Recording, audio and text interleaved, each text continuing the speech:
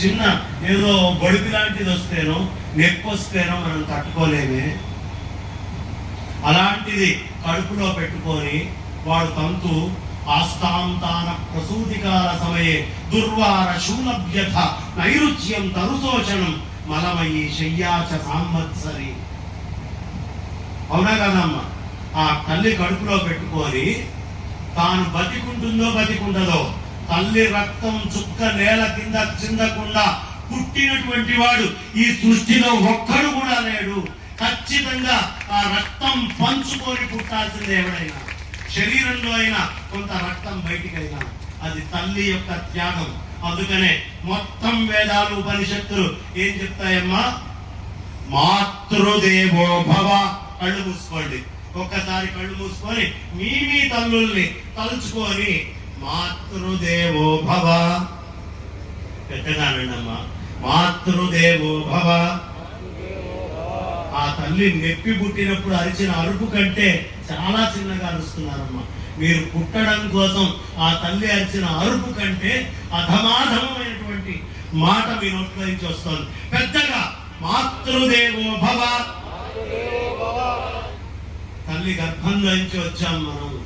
ఎన్ని నొప్పులు శూలను అనుభవించి వచ్చిందండి. అయితే తల్లి గర్భంలోకి ఎక్కడి నుంచి వచ్చాం తెలియాలి కదా. తల్లి గర్భంలోకి ఎక్కడి నుంచి వచ్చాం? తండ్రి వీర్యంలో నుంచి వచ్చాం. ఎక్కడి నుంచి వచ్చాం? తండ్రి వీర్యంలో నుంచి వచ్చాం. తల్లే కాదు కడుపులో పెట్టుకొని చూసింది. నవమాసాలు కడుపులో పెట్టుకొని పోసి కన్నాను అనే హక్కు ఒక తల్లికే కాదు, తల్లి కంటే ముందు నువ్వు తండ్రి కడుపులో ఉన్నావు. ఆయన జాగ్రత్తగా కాపాడితే ఆయన రక్తంలో నువ్వు తయారై అక్కడి నుంచి బయటికి వచ్చి రక్షింపబడి నువ్వు మాతృగర్భంలోకి ప్రవేశించావు. బీజం ఎక్కడ ఉంది? విత్తనం తండ్రిలో ఉంది. క్షేత్రం తల్లి అయి ఉంది. కాబట్టి విత్తనం ఎక్కడ? తండ్రి. ఆయన కూడా కడుపులో పెట్టుకొని చూసుకున్నాడు. ఆయన అప్పటి నుంచి పెరిగినప్పుడు వచ్చే కష్టాలు కూడా ఎవ్వరికీ చెప్పలేకుండా కడుపులోనే పెట్టుకుంటూ మనల్ని పెంచుతాడు తండ్రి. అలాంటి ఆ తండ్రిని ఒక్కసారి కళ్ళు మూసుకొని పితృదేవో భవ అలుచుకోండి. ఒక్కసారి ఆయన రూపాన్ని చూసుకుందాం. పితృదేవో భవ. మరి వీళ్ళిద్దరు బానే ఉన్నారండి. ఈ ఇద్దరు మనల్ని కంటానికి కారణం ఏమిటి? వేదాలు, ధర్మశాస్త్రాలు, పురోహితులు, బ్రాహ్మణోత్తములు వాళ్ళు వచ్చి కూర్చొని పెళ్లి చేస్తే ఆ ఇద్దరికి జరిగినటువంటి పెళ్లి వల్ల పుట్టాం కాబట్టి మనం ధర్మ సంతానం. అధర్మ సంతానం ధర్మ సంతానం అని ఉంటుంది. మనం ధర్మ సంతానం ఎందుకయ్యా? వేద సాక్షిగా, అగ్ని సాక్షిగా వాళ్ళు కట్టుకున్న తర్వాత పుట్టాం. సమాజం అంతా వీళ్ళిద్దరిని కలిపింది. కాబట్టి వాళ్ళంతా ఎవరు? ఆచార్యులు. ఆచార్య దేవో భవ. వాళ్ళిద్దరు ఒకటి కావడానికి ఏ వేదాన్ని ఆశ్రయించిన ఆచార్యుడు ఉన్నాడో ఆయన్ని ఒక్కసారి తెలుసుకోవాలి. ఆచార్య దేవో భవ. మరి ఆ ఆచార్యుడు అలా చేయడానికి ఆ ఇంట్లో ఒకళ్ళు ఈ ఇంట్లో ఒకళ్ళు కన్న తర్వాత మధ్యవర్తి వాడు ఉంటాడండి. వాడు సంబంధం లేకుండా ఉన్నట్టుండి ఊడిపడతాడండి. వాడు జీవితాంతం తిట్లు తింటూ ఉంటాడండి. అతిథి దేవో భవ. వాడు ఉన్నట్టుండి వస్తాడు ఇద్దరిని కలపడానికి. తిథితోటి సంబంధం లేకుండా వస్తాడు. అప్పటికప్పుడు మాటలు అయిపోతాయి, అప్పటికప్పుడు వ్యవహారం అయిపోతుంది. కళ్యాణం వచ్చినా కక్కు వచ్చినా ఆగదు, కలిసిపోతారు. అయిందా కాలేదా? అతిథి దేవో భవ. వాళ్ళు ఉండబట్టే కళ్యాణం. ఇది చాలా అవసరం అమ్మా. ఆడవాళ్ళు ఏ భావంతో వంట చేస్తే మగవాడు అలాగే తయారవుతాడు. ఆడవాళ్ళని ఏ విధంగా నువ్వు పిలుస్తావో గౌరవం లేకుండా వాళ్ళు అలాగే తయారవుతారు. మగవాడు ఆడవాళ్ళని గౌరవించడం నేర్చుకోవాలి. ఆడవాళ్ళు మగవాడి యొక్క అహంకారాన్ని జాగ్రత్తగా కాపాడుతూ ముందరికెళ్ళటం నేర్చుకోవాలి. ఈ రెండూ ఉంటేనే సంసారము అంటారు. గట్టిగా తప్పట్టు. ఈ మాట నేను ఇప్పుడు ఎందుకు చెప్తున్నాను అంటే, ఈ తల్లి తండ్రి వాళ్ళ దగ్గర నుంచి వచ్చినటువంటి సంతానము అది హార్డ్వేర్ అయితే దాని లోపల మన గుణాలని బట్టి మన వాతావరణాన్ని బట్టి, మన కుటుంబాన్ని బట్టి వాడి లోపల సాఫ్ట్వేర్ డిజైన్ అవ్వడం మొదలు పెడుతుంది. ఆ తర్వాత బయట బంధువులు, మిత్రులు కొత్త కొత్త సాఫ్ట్వేర్లు తీసుకొచ్చి యాడ్ చేస్తూ ఉంటారు, వర్జన్ని అప్డేట్ చేస్తూ ఉంటారు. వాళ్ళు అప్డేట్ చేయాలని చూసినా వైరస్ రాకుండా ఉండేటటువంటి స్థాయిలో ఏ తల్లిదండ్రులు చిన్న వయసు నుంచి అప్డేట్ చేసి తయారు చేస్తారో వాళ్ళు ధన్యులు. వాళ్ళకు ఒకసారి గట్టిగా తప్పట్టు. ఇప్పుడు చెప్పండి, మన తండ్రిలోకి ఎక్కడి నుంచి వచ్చాం? బాబు, తల్లిలోకి తండ్రిలో నుంచి వచ్చాం. తండ్రిలోకి ఎక్కడి నుంచి వచ్చాం మనం చెప్పగలరా? తండ్రి తిన్న ఆహార పదార్థంలో నుంచి వచ్చాం. ఆయన ఆహారం తిన్నాడు కదా, ఆ ఆహారంలో జీవం ఉంది కదా, ఆ జీవంలో నుంచే కదా నువ్వు వచ్చింది. నిజమా కాదా? ఎక్కడి నుంచి వచ్చాం? తండ్రి తిన్న ఆహార పదార్థంలోకి. అన్నం బ్రహ్మేతి వ్యజానాత్ అన్నగుం హి భూతానాం జ్యేష్ఠం అంటున్నారా లేదా వేద మంత్రాల్లో? ఆ అన్నంలో నుంచి వచ్చాం. ఇప్పుడు ఈ అన్నం ఎక్కడి నుంచి వచ్చింది? వృక్షాలలో నుంచి వచ్చిందా? ఇక పక్కన పట్టుకొని వస్తారు నల్లట్టలు, ఆకుపచ్చ అట్టలు. చెట్లకి పూజ చేస్తారండి, రాళ్ళకి పూజ చేస్తారండి. మూర్ఖులు, అజ్ఞానులు అంటారు. అరే మూర్ఖుడా, నీ పుస్తకంలో ఆ విషయం లేకపోవచ్చురా. పుట్టుక యొక్క రహస్యాన్ని పూర్తిగా పరికించినటువంటి ఏకైకమైనటువంటి ధర్మం ఏదైనా ఉంటే అది సనాతనమైన నా వైదిక ధర్మము.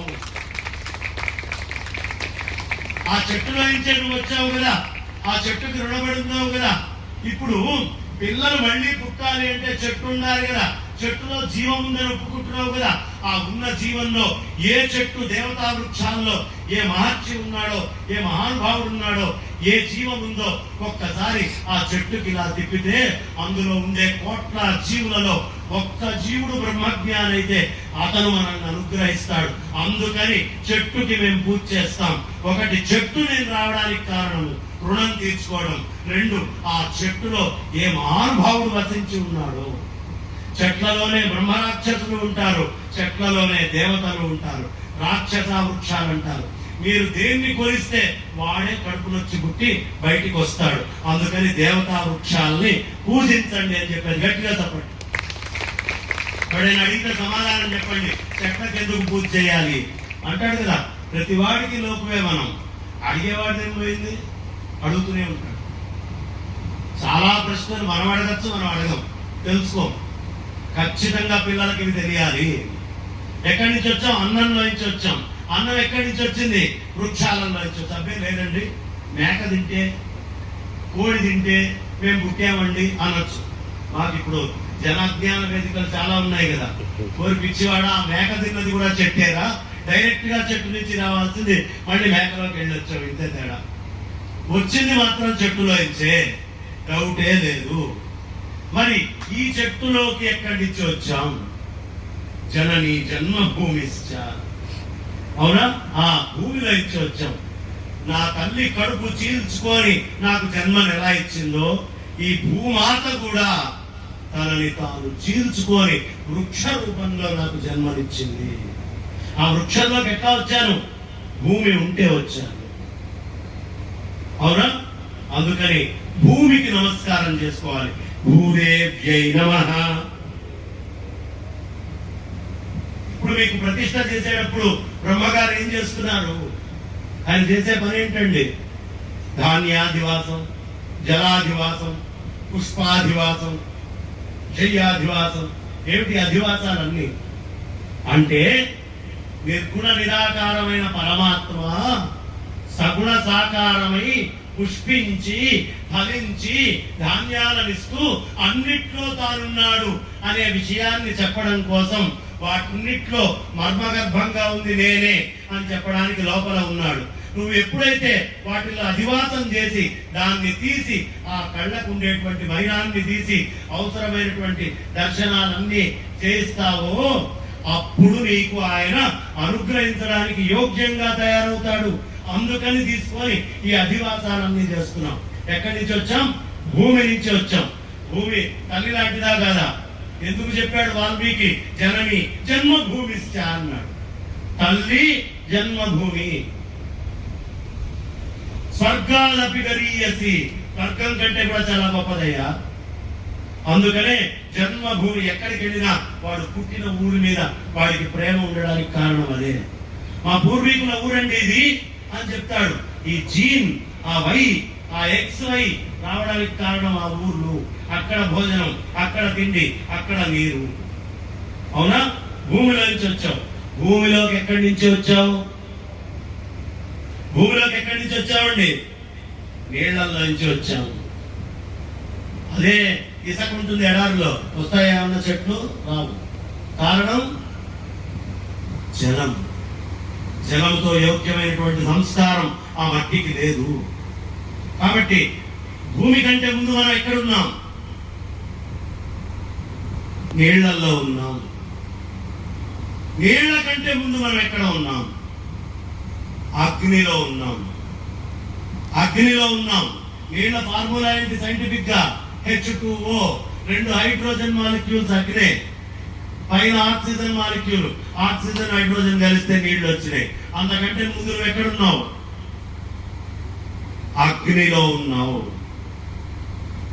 అగ్ని కంటే ముందు నువ్వు ఎక్కడున్నావు?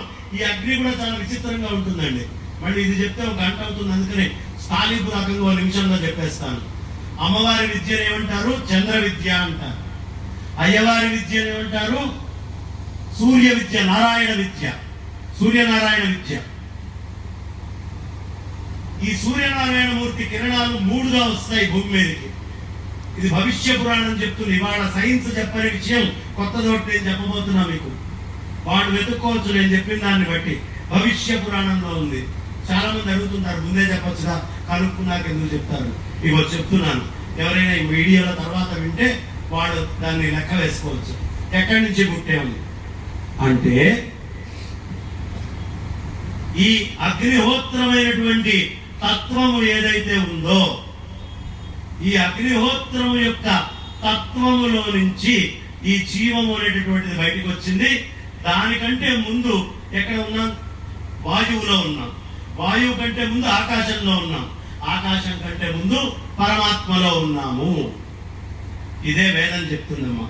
తస్మాద్వా ఏతస్మాత్ ఆత్మన ఆకాశ సంభూత, ఆకాశాత్ వాయు, వాయోరగ్ని, అగ్నేరాప, అద్భ్య పృథివీ, పృథివ్యా ఓషధయ, ఓషధీభ్యోన్నం, అన్నాత్ పురుష.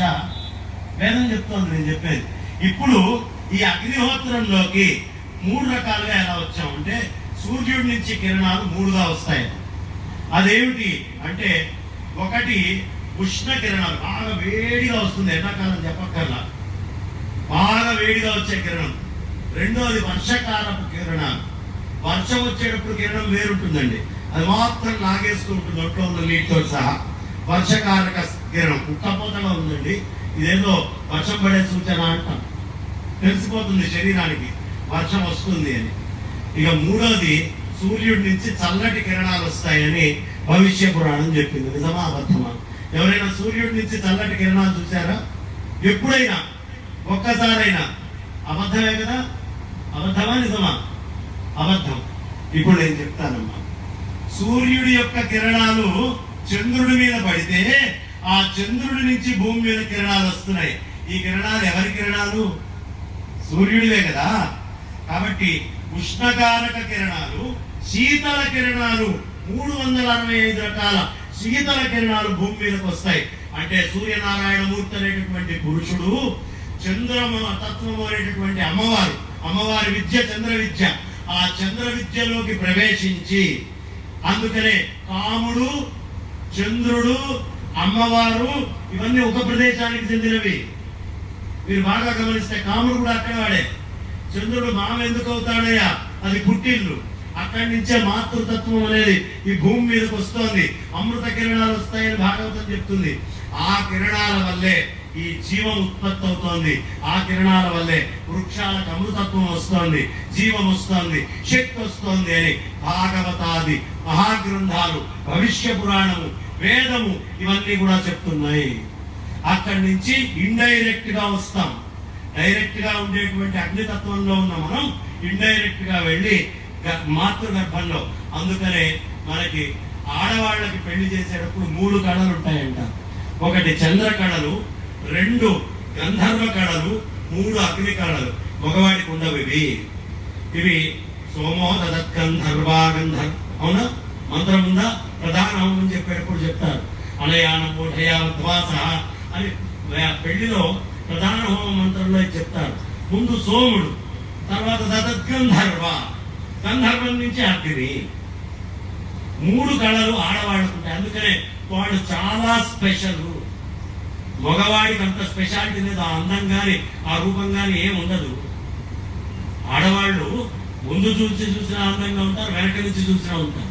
ముందు నుంచి చూస్తే చక్కగా ఆ కట్టు, ఆ 2 హారాలు, చక్కగా వాళ్ళకి తగ్గటువంటి అలంకారము, ఆ చీర, బ్రహ్మాండంగా ఆ బొట్టు, వాళ్ళు పెట్టుకునేది అందము, కళలు, గంధర్వ కళలు, చంద్ర కళలు, అగ్ని కళలు కనిపిస్తాయి. వెనక నుంచి చూస్తే అంత జడ, 2 చామలు, ఇప్పుడు కాదు రండి విరమోసుకుంటున్నారు, అంత జడ, అంత చామంతి బిళ్ళ, దానికి తగ్గటువంటి రవికల కట్టు, అదొక అందం. వాడు ఎటు నుంచి మగవాడికి ఏముంటుంది అందం? ముందు నుంచి చూస్తే విభూతి, అక్కడి నుంచి చూస్తే సమర్థం. వాడికి ఏమందం ఉంటుంది? అందం అంటే స్త్రీలే. ఎందుకు వచ్చింది వాళ్ళకి అందం అంటే చంద్రకళలు. అందుకనే ఆడపిల్లగా పూజ చేసేటప్పుడు నవరాత్రుల్లో 5 ఏళ్లలోపు ఒక ధర్మం, 7 ఏళ్లలోపు ఒక ధర్మం, రజస్వర పూర్వం ఒక ధర్మం. వాళ్ళని మూడుగా విభజిస్తారు. అవే చంద్రకళలు, అవే అగ్ని కళలు, అవే గంధర్వ కళలు. అందుకనే ఆర్ట్ ఆడవాళ్ళకి న్యాచురల్ గా వచ్చేస్తుంది. ఆడవాళ్ళ తెలివి ఏమిటంటే సహజ పాండిత్యం, మగవాడిది ఏమిటంటే ప్రయత్న పాండిత్యం. నిజమా కాదమ్మా? మగవాడిది ప్రయత్న పాండిత్యం. వాడంత పిచ్చోడు ఎవరు ఉండరు, అది ఆడవాళ్ళకే తెలుసు. ఇంత తెలివి తక్కువ వాడు ఎట్ట పుట్టాడు అనుకుంటారు వాళ్ళు. ఇప్పుడు నేను సరదాగా చెప్పట్లేదండి, మీకు ఉదాహరణ కూడా చెప్తాను. ఆడవాళ్ళ చేతిలో ఇచ్చి మా చక్కగా వెళ్తున్నారు, వాళ్ళు ఇంట్లో ఉన్నారు, ఒక గ్లాసుడు పాలు మగవాడికి ఇచ్చారు. వాడి చేతిలో గ్లాస్ జారి పాలు కింద పడ్డాయి. వెంటనే ఆడవాళ్ళు ఏమంటారు? ఒక్క పని సక్రమంగా చేయరు, ప్రతిదీ 2 సార్లు పరిపెట్టాల్సింది, మీరు ఇంతే, మీరు అదే, ఇదే అని 3 గిట్టి. కానీ నవ్వుతున్న ప్రతి వాళ్ళకి అనుభవమే కదా.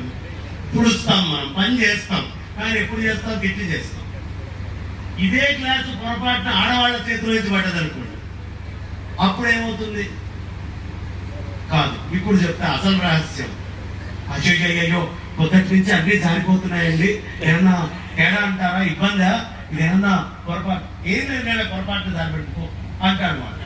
ఈమె చేతిలో ఇచ్చి పడ్డా వాడు సమర్థించాలి, ఆమె చేతిలో ఇచ్చి పడ్డా వీడే తిట్లు తినాలి.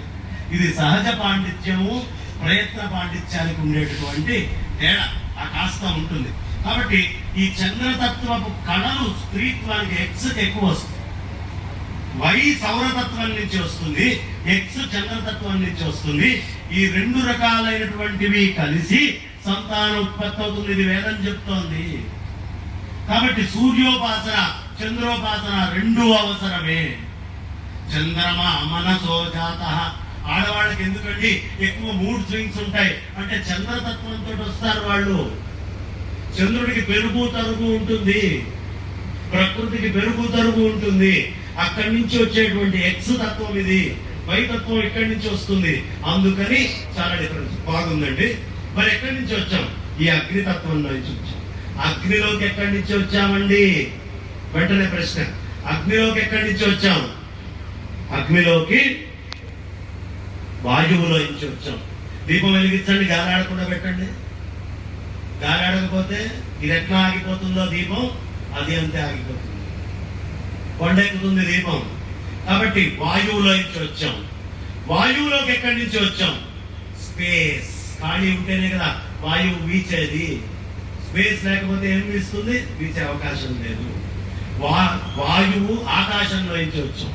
ఆకాశంలోకి ఎక్కడి నుంచి వచ్చాం? పరమాత్మ నుంచి వచ్చాము. అలా నిర్గుణ నిరాకారమైనటువంటి పరమాత్మని ఇన్ని చేసి ఈ భూమి మీద ప్రతిష్ట చేసి మమ్మల్ని అనుగ్రహించడానికి నువ్వు తోడున్నావు అని మాకు తెలియాలి అంటే సారూప్యంగా మాకు కనిపిస్తే తప్ప నిరాకార తత్వం దగ్గరికి మేము చేరలేము అని చెప్పుకోవడానికి చేస్తున్నదే ఈ ప్రతిష్టా కలాపం అంతా. గట్టిగా ఇప్పుడు 7 నిమిషాలన్నా దాటిపోయినట్టు. చెప్పమంటారా ఆపమంటారా? ఏమ్మా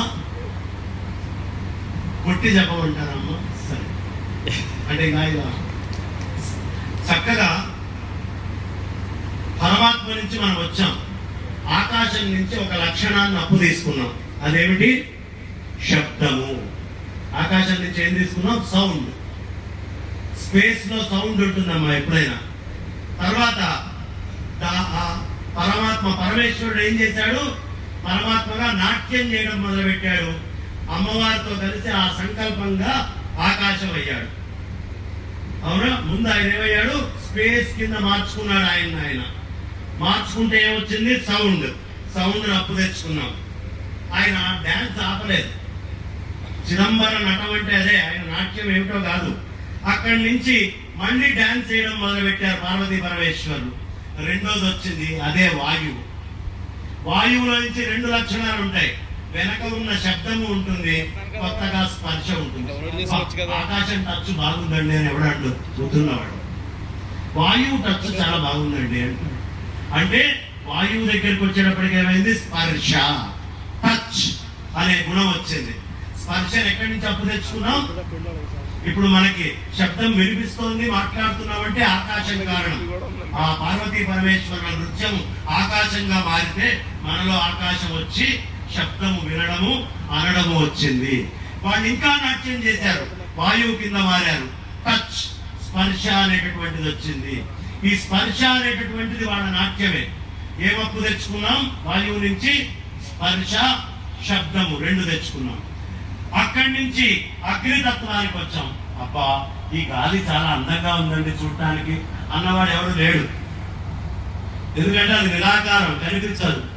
ఆ గాలిని తర్వాత స్థితే రూపము, అగ్నిగా మారింది. అక్కడ అగ్నిలో మూడు ఉన్నాయి. ఏమిటి? శబ్దం ఉంది, స్పర్శ ఉంది, రూపము కూడా ఉంది. ఈ మూడింటిని అక్కడి నుంచి అప్పు తెచ్చుకున్నాం.